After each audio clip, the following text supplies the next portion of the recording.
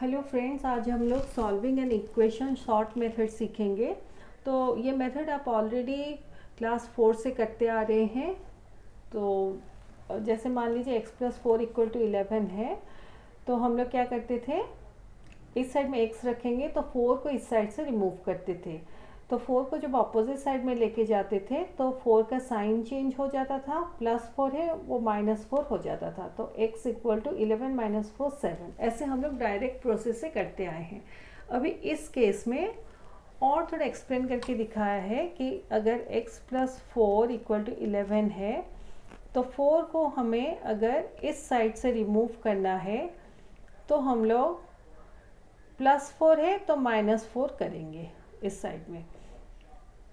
क्योंकि हम लोग -4 इस साइड में कर रहे हैं तो ये जो राइट हैंड साइड है यहाँ पर भी हम लोग -4 करेंगे ताकि इक्वेशन में कुछ चेंजेस ना हो। तो ये दोनों हमारे कैंसिल हो जाएंगे। तो x = हमारे 11 - 4 7। ऐसे हम लोग इस इक्वेशन को सॉल्व करेंगे। तो यहाँ पे जैसे आप लोगों को पता है, अगर कोई साइड में प्लस साइन है वो अपोजिट साइड में जाता है और माइनस साइन में कन्वर्ट हो जाता है। प्लस साइन मतलब प्लस साइन वाला अगर कोई नंबर है वो अपोजिट साइड में जाता है तो उसका साइन चेंज होके माइनस हो जाता है। माइनस साइन वाला कोई नंबर है वो अपोजिट साइड में जाता है, वो प्लस साइन में कन्वर्ट हो जाता है। अगर कोई नंबर मल्टीप्लाई होके है वो अपोजिट साइड में जाता है तो वो डिवाइड होता है। कोई नंबर अगर डिवाइड होके है वो अपोजिट साइड में जाता है तो वो मल्टीप्लाई हो जाता है। तो ये कुछ बेसिक रूल्स हैं लीनियर इक्वेशन सॉल्व करने के लिए। तो ये रूल्स हम लोग ऑलरेडी बहुत बार सीख चुके हैं। तो ऐसे कुछ यहाँ पे रिमेंबर करके दिया है। नेक्स्ट इस क्वेश्चंस को हम लोग सॉल्व करेंगे। तो y - 3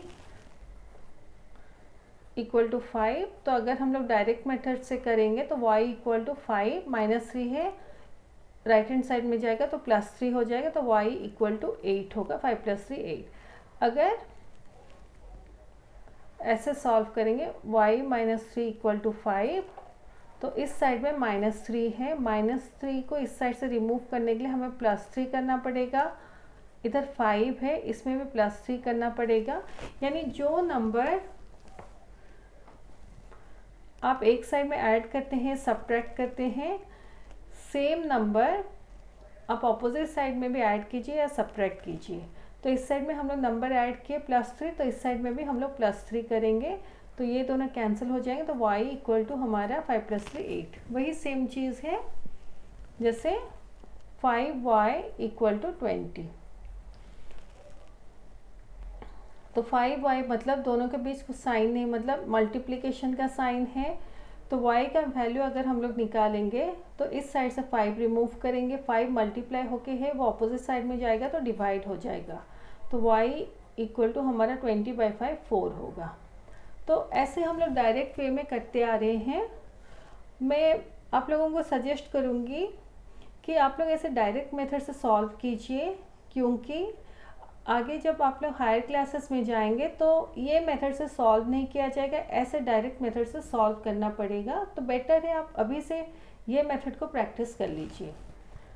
अभी जैसे बुक में दिया गया है उस मेथड से करेंगे तो क्योंकि यहाँ पे मल्टीप्लाई हो गए हैं, तो अगर हमें इस साइड से 5 को रिमूव करना है तो हम लोग 5 से डिवाइड करेंगे, 20 है उसको भी 5 से डिवाइड करेंगे तो ये कैंसिल हो जाएगा। y = 5 × 5 5 × 4 = 20, y = 4 ऐसे होगा। अभी x/4 = 9। तो हम लोग डायरेक्ट मेथड से क्या करते थे, तो 9 मतलब 9/1 आप सोचिए। तो ऐसे मेंटली क्रॉस मल्टीप्लाई कीजिए। तो 1 × x मतलब x, 4 × 9 मतलब 36।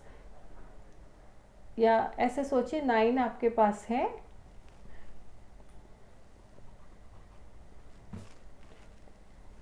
ऑलरेडी 9 है, क्योंकि हम लोग क्रॉस मल्टीप्लाई कर रहे हैं तो 4 को 9 के साथ मल्टीप्लाई करेंगे तो x हमारा 9 × 4 36 हो जाएगा। अभी बुक वाले प्रोसेस से करेंगे।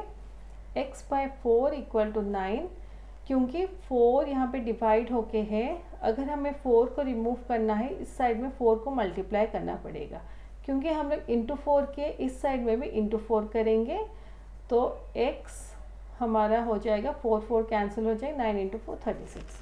तो बेसिकली दोनों ही सेम प्रोसेसेस हैं। तो अभी इन कॉन्सेप्ट्स के बेसिस पर मैं वर्कशीट 3 के क्वेश्चन सॉल्व करके दिखाऊंगी। मैं 2 मेथड से ये सारे क्वेश्चन सॉल्व करके दिखाऊंगी। तो यहाँ पे फर्स्ट क्वेश्चन ये है x + 9 = 15। तो बुक वाले प्रोसेस से करेंगे। इस साइड में +9 है, इस साइड में ओनली x रखने के लिए और +9 को रिमूव करने के लिए हम लोग -9 करेंगे। या ऐसे सोचिए कि इसका एडिटिव इन्वर्स हम लोग ऐड करेंगे इसमें। तो यहाँ पे -9 करेंगे, इस साइड में भी -9 करेंगे। तो x इक्वल टू हमारा x इक्वल टू ये दोनों कैंसिल हो जाएंगे। तो 15 - 9 6 होगा। डायरेक्ट प्रोसेस से करेंगे। x इक्वल टू 15 +9 है, अपोजिट साइड में जाएगा तो -9 हो जाएगा। तो x इक्वल टू हमारा 6 हो जाएगा। नेक्स्ट है y - 6 = 9। तो बुक वाले प्रोसेस से करेंगे। y - 6 = 9 पहले लिखेंगे। तो -6 से इस साइड से -6 को रिमूव करने के लिए और ओनली y रखने के लिए हम लोग +6 करेंगे और 9 के साथ भी +6 करेंगे। तो y हमारा हो जाएगा, ये दोनों कैंसिल हो गए, 9 + 6 15। y - 6 = 9। तो y = 9, -6 अपोजिट साइड में जाएगा तो +6 हो जाएगा। हम लोग इसको अपोजिट साइड में लेके जाएंगे क्योंकि हमें इस साइड में y खाली रखना है। तो ये हो जाएगा y = 9 + 6 15। 8x = 24। तो 8x मतलब देखिए 8x मतलब 8 इंटू x है। तो ऐसे हम लोग करेंगे 8x = 24। तो 8 को इस साइड से रिमूव करने के लिए हम लोग बाय 8 करेंगे। तो 24 बाय 8 करेंगे तो 8 और 8 कैंसिल हो जाएगा। x इक्वल टू 8 और 24 कैंसिल हो जाएंगे। 8 1 जा 8, 8 3 जा 24, तो 3 होगा आंसर। इस केस में देखिए 8x = 24। तो यहाँ पर इस साइड से यहाँ पर 8 x के साथ मल्टीप्लाई होके है। तो इस साइड में ओनली x रखने के लिए हम लोग 8 को इस साइड से रिमूव करेंगे क्योंकि 8 यहाँ पे मल्टीप्लाई होके है, वो अपोजिट साइड में जब जाएगा डिवाइड हो जाएगा, जो भी नंबर है उसके साथ डिवाइड हो जाएगा। तो हमारा हो जाएगा x = 8 1 जा 8, 8 3 जा 24, x = 3। ऐसे ये नेक्स्ट क्वेश्चन है x/5 = 4। तो यहाँ पे 5 डिवाइड होके है, तो हम इस साइड से 5 रिमूव करने के लिए इंटू 5 करना पड़ेगा। तो 4 के साथ भी हम लोग इंटू 5 करेंगे। 5 और 5 कैंसिल हो गए। तो x = 4 × 5 20 हो जाएगा। अभी इस केस में जैसे मैं आप लोगों को बताई थी, x/5 = 4। अब मेंटली सोचिए, यहाँ पे ऐसे 4/1 है तो क्रॉस मल्टीप्लाई कर दीजिए। तो 1 × x मतलब x, 4 ऑलरेडी है, 4 के साथ आप 5 मल्टीप्लाई कर दीजिए तो x = 20 हो जाएगा आप लोगों का। ऐसे आप कर सकते हैं। 4 × 5 सोचिए या 5 × 4 सोचिए, दोनों केसेस में आंसर सेम होगा। तो x/5 = 4, तो x = 4 × 5 या 5 × 4, जो भी आप सोचिए, 4 × 5 कर लीजिए। तो x हमारा 4 × 5 = 20 है। क्योंकि 4 यहाँ पे है तो पहले 4 को हम लोग लिखेंगे। तो 4 के साथ 5 मल्टीप्लाई होता है तो 4 × 5 होगा, तो x = 20 होगा। इस केस में 6 - y = 9 है, तो 6 - y = 9 लिखेंगे। तो अभी हम लोग क्या करेंगे, y यहाँ पे माइनस होके है, ये थोड़ा डिफरेंट वे है। पहले हम लोग जितने भी केसेस किए वहाँ जो वेरिएबल था उसके सामने प्लस का साइन था, तो यहाँ y का जो साइन है उसके सामने माइनस का साइन है। तो हम लोग क्या करेंगे, y को अपोजिट साइड में लेके जाएंगे। नहीं तो ऐसे मैं दिखाती हूँ, -y को रहने देते हैं। आप लोग कंफ्यूज ना हो, -y को रखते हैं तो यहाँ पे 6 है, मतलब ये +6 है, तो हम लोग -6 करेंगे ऐसे, इक्वल टू 9 -6, तो ये दोनों कैंसिल हो जाएंगे, तो -y इक्वल टू 9 - 6 3 है। तो मान लीजिए हम लोग ये दो नंबर्स को ऑपोजिट साइड में लेके जाएंगे, यानी 3 को लेफ्ट हैंड साइड में लेके जाएंगे, y को राइट हैंड साइड में लेके जाएंगे, ताकि y जो -y है वो +y हो जाए। तो 3 को अगर हम लेफ्ट हैंड साइड में लेके जाएंगे वो -3 हो जाएगा, -y राइट हैंड साइड में जब आएगा वो +y या y हो जाएगा, यानी कि y का वैल्यू -3 है। सो y इक्वल टू -3।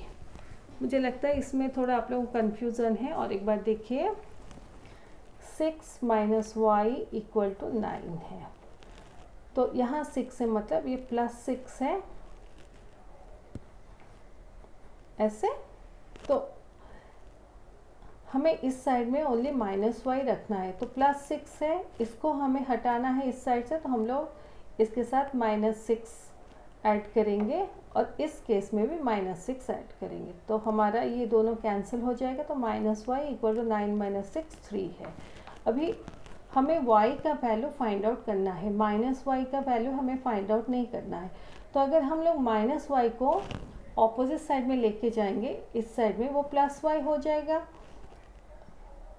तो हम लोग क्या करेंगे इस केस में, -y को इस साइड में लेके जाएंगे, 3 जो है उसको भी इस साइड में लेके आएंगे, तो -y जब हमारे इस साइड में जाएगा वो y हो जाएगा +y, 3 जब इस साइड में आएगा वो -3 हो जाएगा, यानी y का वैल्यू हमारा -3 है। ऐसे आप कर लीजिए। अभी डायरेक्ट मेथड से करेंगे, तो 6 - y इक्वल टू 9, तो -y इक्वल टू 9, ये +6 है, अपोजिट साइड में जाएगा तो -6 हो जाएगा, तो -y इक्वल टू 9 - 6 3 है। अभी जैसे मैं समझाई ऐसे हम लोग दोनों साइड को इंटरचेंज कर लेंगे, तो 3 इस साइड में आएगा, -y इस साइड में आएगा, तो 3 इस साइड में आएगा लेफ्ट हैंड साइड में, मतलब वो -3 हो जाएगा, ये +3 है, इस साइड में आने से -3 हो जाएगा, -y राइट हैंड साइड में आने से y हो जाएगा, यानी y का वैल्यू -3 है ऐसे। नेक्स्ट है x + 4 इक्वल टू 1, तो इस केस में हम लोग क्या करेंगे, x + 4 इक्वल टू 1 पहले लिखेंगे, इस साइड में x ओनली रखने के लिए यहाँ +4 है, तो -4 करेंगे, इस साइड में -4 करेंगे, तो ये दोनों कैंसिल हो गए, तो x हमारा 1 - 4 यानी -3 होगा, क्योंकि दोनों के साइंस ऑपोजिट हैं, 1 है मतलब ये +1 है, तो दोनों के साइंस ऑपोजिट हैं, तो हम लोग 4 - 1 3 करेंगे, 4 ग्रेटर देन 1 है और 4 के सामने माइनस का साइन है, तो आंसर में माइनस का साइन आएगा, तो इसका आंसर -3 होगा। डायरेक्टली करेंगे, x equal to 1 - 4, x equal to -3, ऐसे करेंगे। अब ट्राई कीजिए इस मेथड से करने के लिए। अभी p/3 इक्वल टू -8, तो बुक वाले प्रोसेस से करें, p/3 है, डिवाइड होके है, तो हम लोग इंटू 3 करेंगे, -8 इंटू 3 करेंगे, 3 कैंसिल हो जाएंगे, तो p इक्वल टू -8 इंटू 3 हमारा -24 होगा, 8 इंटू 3 हमारा 24 है, ये +3 है, ये देखिए -8 इंटू 3, तो 3 मतलब ये +3 है, तो दोनों के साइंस ऑपोजिट हैं, इसलिए आंसर में माइनस का साइन आएगा, और 8 इंटू 3 24 है, तो आंसर होगा -24। अभी इस केस में जैसे p/3 इक्वल टू -8, अब सोचिए -8 पे 1 है, तो ऐसे मेंटली क्रॉस मल्टीप्लाई कीजिए, तो 1 इंटू p मतलब p, -8 इंटू 3 या 3 इंटू -8 जो भी, वो -24 हो जाएगा।